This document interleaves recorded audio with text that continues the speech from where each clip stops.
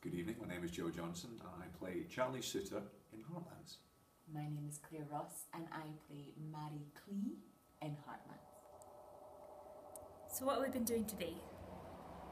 We have had our first rehearsal after being off for about 6 days, 5-6 days. We had a very good preview, very well received, and yep, so we had 6 days away from each other. And we didn't do so much as a line run in that time, and then we came back and lots of fresh ideas today. We're able to go through a few of the scenes, not necessarily ones that didn't work, but more just to kind of go and just play around and fine tune things. Totally. I think the timeline in the play jumps a lot. So we've got sort of flashback scenes and present day scenes, and so today we were just focusing on the present day. And it's a very interesting approach actually, just based on the fact that we have spent a lot of time having our characters kind of understand like where we're going from one scene to the next, so to actually be able to run all the present day scenes together, a lot of them took on a whole new light. Interesting to see if we do it tomorrow. I was going to say, I don't know if you've ever had this, Claire, but I usually get to just before a performance and then it's, you've got, tech, dress rehearsal, show day. Yeah. Whereas we've already done that. We did that very much for our preview, so as far as the show goes, it's all there. But then what normally happens with me, get to that stage, and then I go, oh, I wish I had another week. I wish I could play around with this. I wish I could talk in the same way that we did in the second week once we started putting the scripts down. Totally. So and I think the week off was interesting in itself.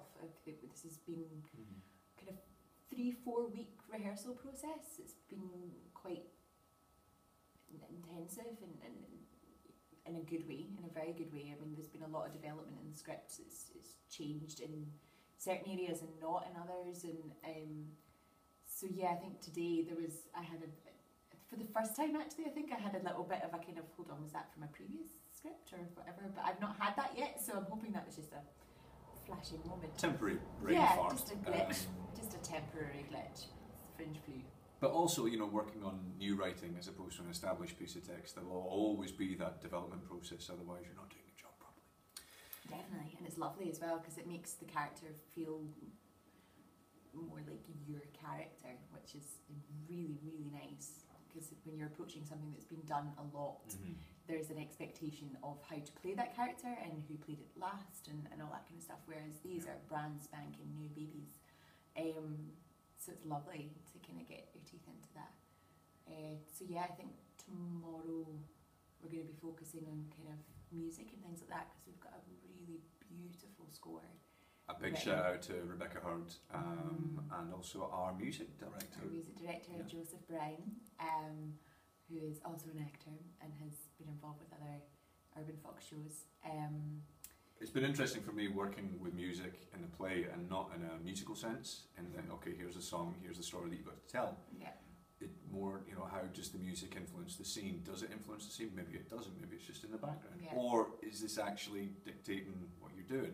Yeah. And it's fun to play around with that. It's really cool as well because it's done so, I think people find it different when it's done on stage, but they're fine with it in film. I think it's that kind of thing. It's not really expected as much on stage, and it's lovely. It lends itself just as much and can help with some of the transitions and things like that as well. And again, using new pieces from Rebecca Hurd, we don't have that risk that I fell into before, where you use a very well-known song, thinking, oh, this will emote something, this will create some kind of emotion or connection, but it doesn't. It just makes people think of the last time they heard it, or the first time they heard it, or what it was used in. Definitely. It's really, really nice to have that opportunity because I really love working with music and with every character. Well, most characters I play, I kind of make playlists and things like that, but as Joe was saying, that's kind of established, well-known songs, so there's a really lovely moment that I love in the play where I have a monologue that's kind of along with a song, and it's by Rebecca, and it's really beautiful how she's done it, because she's kind of taken, she doesn't use any of the script for lyrics, but she has taken the intention in the speech and then done something extra with the words, which is amazing because it just kind of, it's all the things that Mary's not saying, which is lovely. It's really, really nice. So how are we feeling about the Fringe? Are we ready for it? Absolutely. Yeah. Yeah. I think the preview helped loads.